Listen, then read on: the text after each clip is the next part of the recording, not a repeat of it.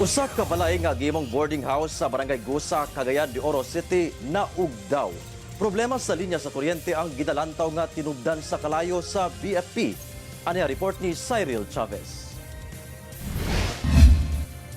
Distinguished upon arrival, kini ang naabtan sa Lapasan Fire Station atol sa ilang pagresponde sa miulbong sunog sa Purok 1 Barangay Gusa, Cagayan de Oro City, pasalo alas 4 sa kadlawon adlong Miyerkules.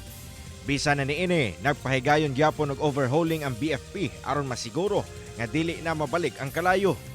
Ang nasunog, usa ka gambalay nga gihimong boarding house nga adunay tulo ka mga kwarto. Daling mekanit ang kalayo sanglit gama sa light materials, apan natabang ra pinaagi sa mga residente.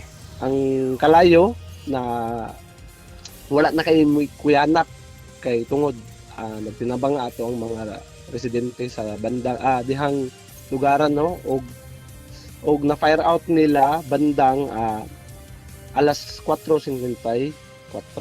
So og nakadamuse kini og 50,000 more or less. Abo na lang ang nahibilin sa mong gambalay. Gisawayan sa GMA Regional TV 1 Mindanao nga makuha ang pahayag sa mga nasunugan apan mibalibad na sila pag-atubang sa kamera. Saysay nila nga sagad kanila nangatulog pa ni atong tungura yang nagsugod ang kalayo sa usa sa mga kwarto hantod mikatag kini. Tapot lawas lamang ang nasalba sa mga nasunugan. Sa tala sa BFP, first alarm lang ang sunog og walay nasamdan sa hitabo.